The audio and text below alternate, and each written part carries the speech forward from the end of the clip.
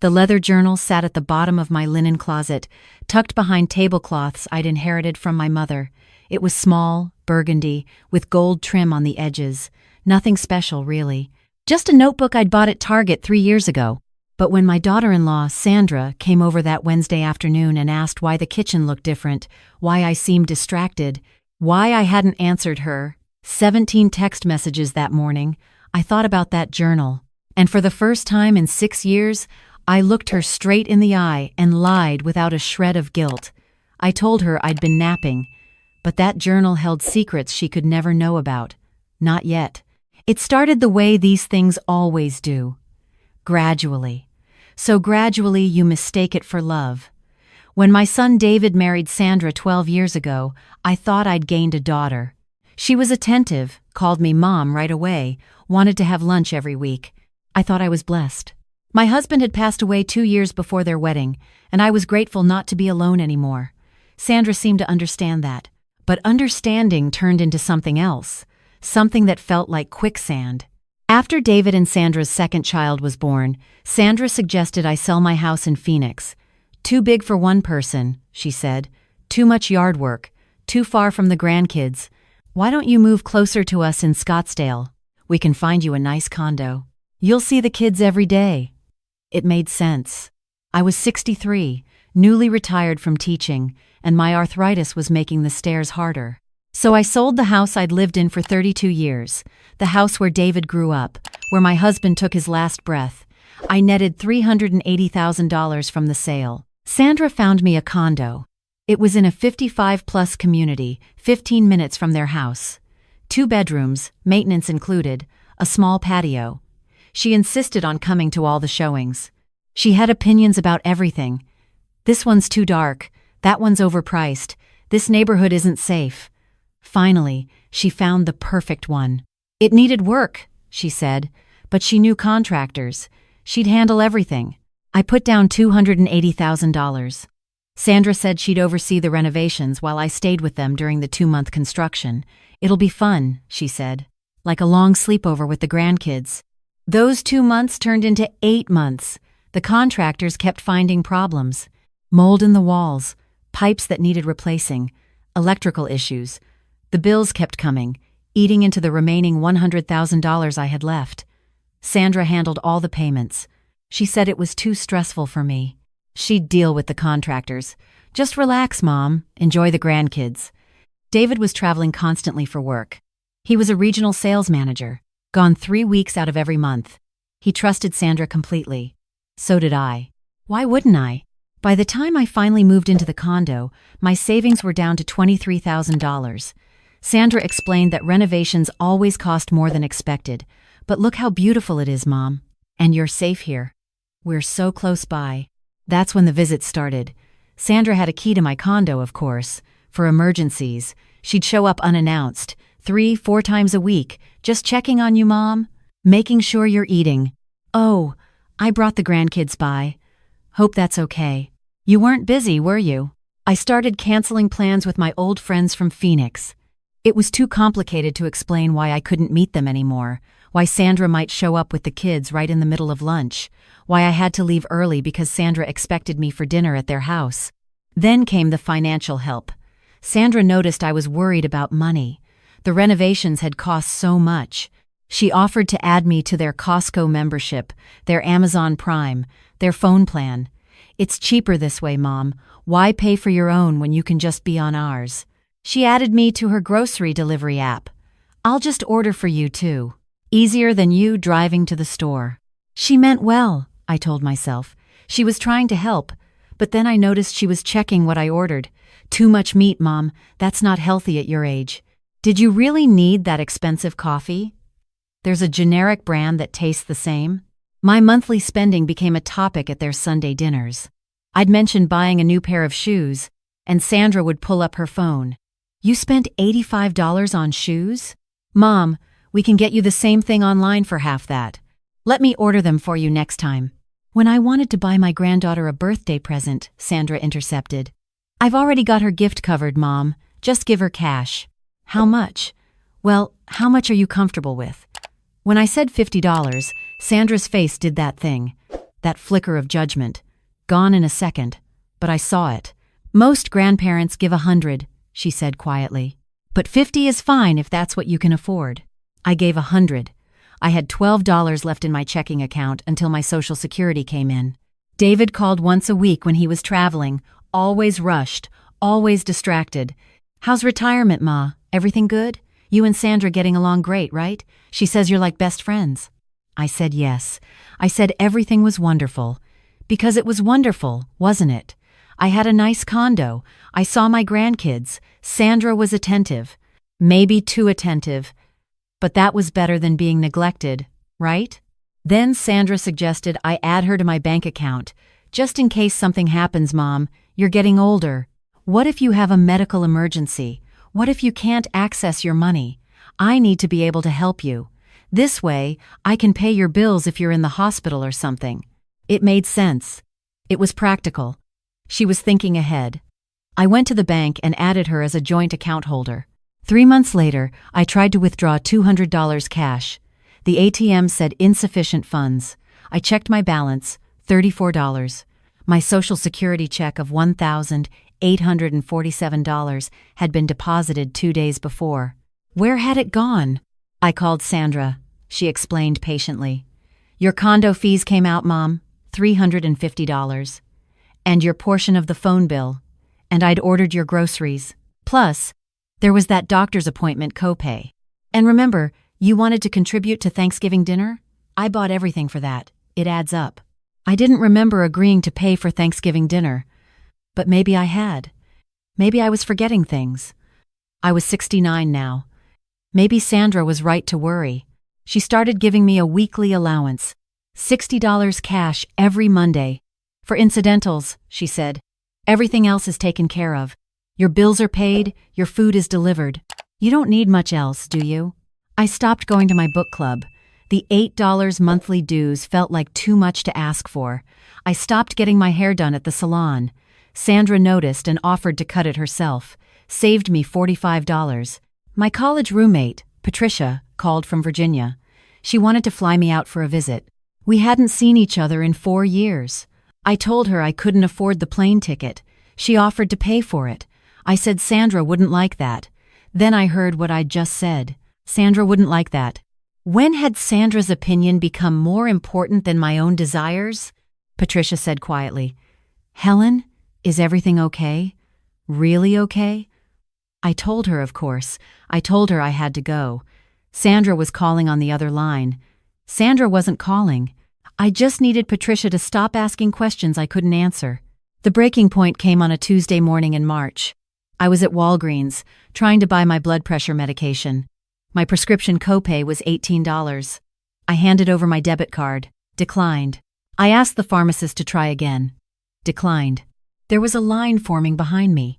An elderly man, a young mother with a crying baby, a teenager tapping his phone impatiently.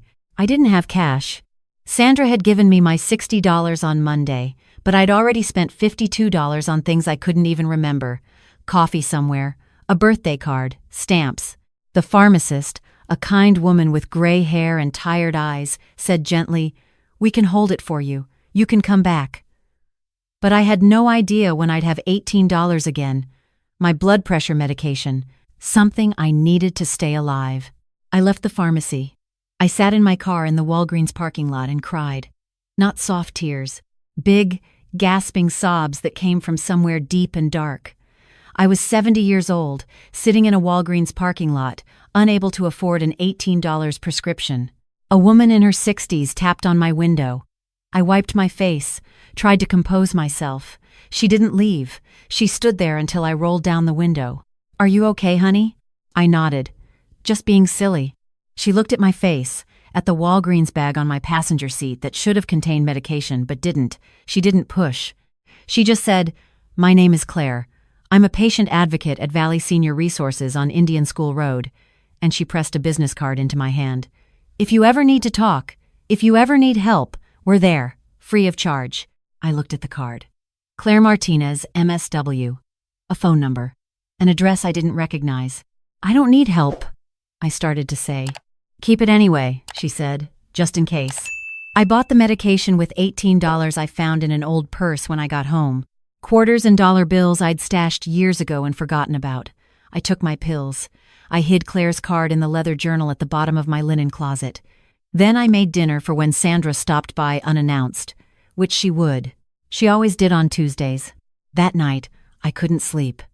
At 2 a.m, I got up and pulled the journal down. Claire's card fell into my palm. I traced the embossed letters with my finger. Valley Senior Resources. Indian School Road. That was 20 minutes from my condo. The next Tuesday, while Sandra thought I was at my doctor's appointment, I drove to Indian School Road. Valley Senior Resources was in a single-story building painted a warm terracotta, tucked between a credit union and a dental office. I sat in the parking lot for 15 minutes before I went in. The reception area was painted soft yellow. There was art on the walls, southwestern landscapes, nothing institutional. A receptionist in her 40s smiled. "Can I help you? I'm looking for Claire Martinez." My voice sounded strange. I hadn't used it to ask for something I wanted in so long. "Let me check if she's available." "Your name?" I hesitated. Helen Brennan." Claire came out within minutes. She recognized me immediately. "Helen, I'm so glad you came." We sat in an office with a window overlooking a garden where hummingbirds darted between flowers. Claire made tea. She didn't ask questions, she just waited. The words came out like a flood. 6 years of gradual control, of losing my house, my savings, my autonomy, of being grateful for an allowance from my own Social Security check, of becoming a visitor in my own life, of being unable to afford medication because my daughter-in-law controlled everything. "This sounds crazy," I said. "She's not abusive. She never yells. She's just trying to help." "It's financial abuse," Claire said firmly. "And it's more common than you think, especially with adult children and in-laws who mean well but take over. What you're describing is called undue influence. It's real. It's serious, and you don't have to live with it." I cried again. Different tears this time. Relief tears, because someone had named it.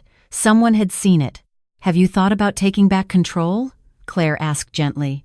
"I don't know how. She's on my bank account. She has my passwords. She knows where I am every moment because she tracks my phone. She has a key to my condo. I signed everything over because I thought she was helping me." "Helen," Claire's voice was kind but firm, "you can take it back. It won't be easy. It'll be uncomfortable. But you can, and we can help you." Over the next 8 weeks, I visited Claire every Tuesday. We made a plan, a real, concrete plan. First, I needed documentation.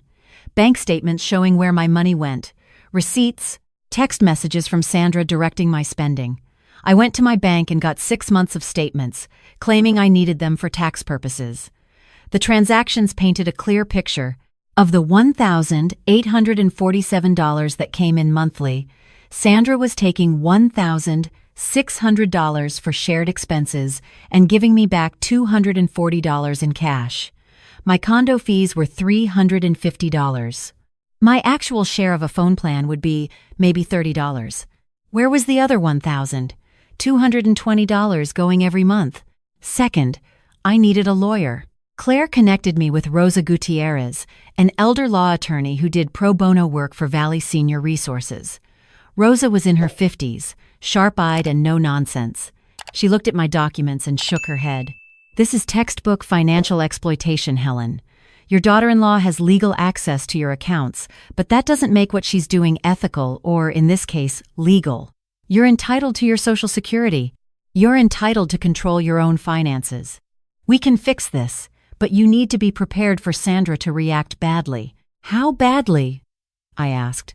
"She's been controlling you for 6 years. She won't let go easily. You'll need to set hard boundaries. Are you ready for that?" I didn't know if I was ready, but I knew I couldn't keep living like this. Third, I needed support. Claire introduced me to a woman named Joan, who ran a small house-sharing program for senior women. It wasn't a nursing home or assisted living, just a large ranch house in Tempe where 4 women lived together, each with their own room but sharing common spaces and expenses. $600 a month, utilities included. "If you need to leave your condo for a while," Joan said, "while you sort things out, You're welcome here. Sometimes distance helps when you're reclaiming your life. I wasn't ready to leave my condo yet, but knowing I could, knowing there was a place to go, that mattered. Rosa filed a petition to modify the joint account. In Arizona, I had the right to remove someone from my bank account, even if I'd added them voluntarily. It required paperwork, a notary, and Rosa's help navigating the bank's procedures. But it was possible. The bank scheduled the change for a Wednesday. Sandra would no longer have access. I'd get a new account number, new debit card, everything. My Social Security would deposit directly into my new account. I'd be in control again.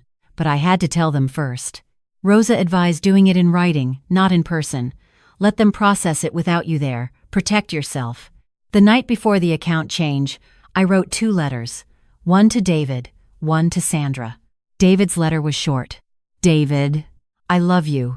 You're my son, and nothing will change that. But I need you to know that I'm taking back control of my finances.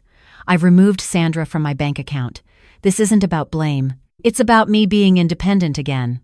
I'm 70 years old, and I deserve to manage my own life. I hope you can understand. We can talk when you're ready. But this decision is final. Love, Mom. Sandra's letter was harder to write. Sandra, for 6 years, you've been managing my money, my schedule, my life. I know you believed you were helping me, but I've lost myself in the process. As of tomorrow, you will no longer have access to my bank account. I will manage my own finances from now on. I will also be changing my phone number and the locks on my condo. I need space to rebuild my independence. This doesn't mean I don't love the grandchildren. It means I need to love myself too. Please respect this decision. Halen. I mailed both letters on Tuesday evening. They'd arrive Thursday. By then, the account would already be changed. Wednesday morning, I went to the bank with Rosa. The manager, a professional woman in her 40s, processed everything efficiently. My new account was opened. My old joint account was closed.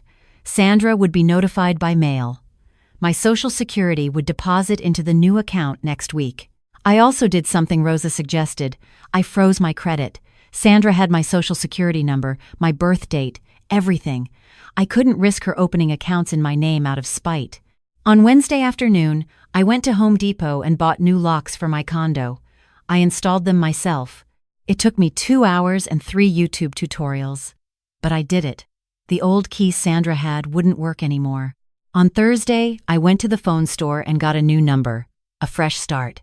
On Thursday evening, the calls started.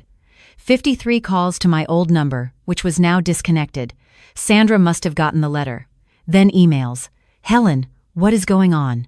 Call me immediately. This is a huge misunderstanding. Then text to David.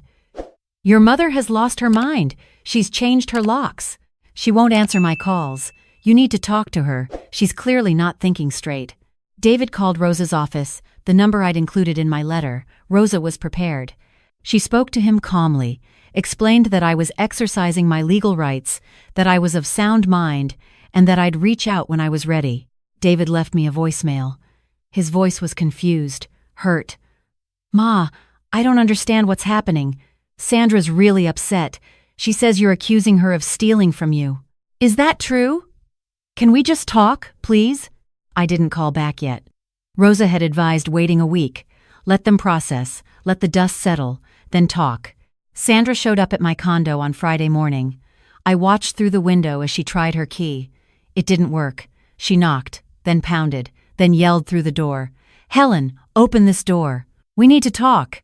You can't just cut us out like this. Think about the grandchildren. I didn't open the door. I sat on my couch, heart pounding, hands shaking, and I didn't open the door.